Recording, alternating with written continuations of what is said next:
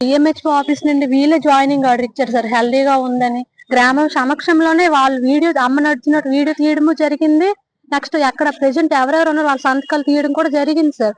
వెంటనే మాకు joining order వచ్చింది. మరి వచ్చిన ఆర్డర్ వెనక్కి తీసుకున్నారు సార్ వాళ్ళని, అమ్మని జాయిన్ చేయలేదు. ఇటు పక్క అధికార నిర్లక్ష్యము, ఒక పక్క వేధింపులు, ఈ గ్రామంలో ఉన్న టీడీపీ పర్సన్ ఈ రాకేటి గౌరి నాయుడు వీళ్ళ వేధింపులు, మానసిక ఒత్తిడి సార్. ఈ ఒత్తిడి వల్ల చనిపోయింది.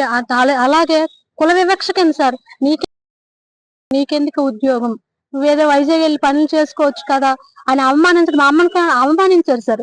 ఈ వేధింపులకి, ఒత్తిడికి మానసికంగా శారీరకంగా తట్టుకోలేక అమ్మగారు చనిపోవడం జరిగింది. ఇప్పుడు అమ్మ కోసం నేను న్యాయం పోరాటం చేస్తున్నాను సార్. పోలీస్ ఆఫీసర్ చుట్టూ నేను తిరగడం జరుగుతుంది సార్. కానీ ఇక్కడ కూడా అతని పట్ల అంటే అధికారుల పట్ల వాళ్ళు చూపిస్తున్నారు కానీ చర్యలు తీసుకోవాలని అంటున్నారు. కానీ ఏ వ్యక్తి వాళ్ళు ఈ ఉద్యోగం తీయడానికి కారణమయ్యారో ఆ వ్యక్తి మీద మాత్రం చర్యలు తీసుకోవడానికి సిద్ధంగా లేరు సార్. జరగాల్సిన పోలీసులే న్యాయం చేయాలి సార్, కానీ వాళ్ళే న్యాయం చేయలేకపోతే మేము ఇంకెక్కడికి వెళ్ళాలి సార్.